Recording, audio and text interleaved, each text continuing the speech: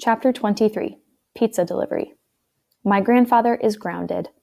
Raj and I wait for him by the flagpole after school. He waits with me most days now. He says he's betting money on my grandfather getting detention again. My grandfather comes running up to us. He's wild-eyed and frantic. "I know why they deactivated my keycard. I know why they closed my email account," he exclaims. Raj and I look at him. "The company has been bought. They're moving to Malaysia." Malaysia? I ask. "It's all over the internet. Who knows what's going to happen to my Team Melvinus? They'll probably just throw it out." He slams into the bathroom the minute we get home. I decide to set up my microscope and try to lure him out of his bad mood. It comes with a set of prepared slides. There's a fern spore, a cotton fiber, a salt crystal, and, oddly enough, a goldfish scale. I guess not everybody flushes their fish when they die. I look at the goldfish scale under the microscope. It's beautiful, a fan of color, and I think of all the goldies. Maybe they would have lived if they would have had Team Melvinus compound. Maybe we'd have a big tank of them swimming around. The doorbell rings, and when I answer it, a kid is standing there holding a pizza box.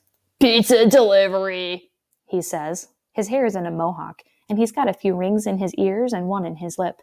Delivery boys always look a little sketchy, like they're the kids the mall didn't want to hire. "Hang on," I say, and call my grandfather. "Did you order a pizza?" "Pepperoni," the kid clarifies.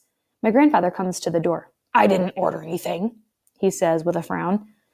"What street number do you have?" I ask the kid. He looks at his receipt in his hand and gives an apologetic smile.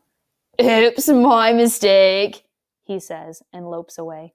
As I watch him walk away, I remember my grandfather saying how the lab assistants like to eat pizza.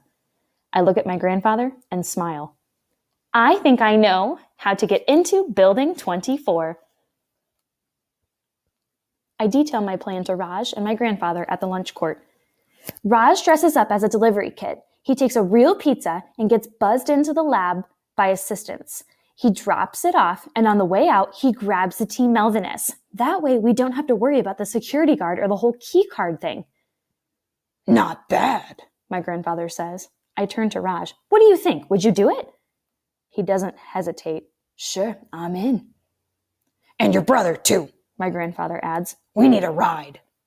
We plan it for Friday. That's the night my mom stays late to run lines with the actors. It should give us plenty of time to get to the lab and back home again without her finding out. It's perfect. Except when Raj shows up at our front porch on Friday, he's alone. Ananda's in the car shop, he explains. We stand around the kitchen trying to figure out what to do. He said it would be fixed by next week, Raj tells my grandfather. My grandfather is frustrated. "I don't want to wait till next week. Who knows what will happen in the meantime to Team Melvinus?"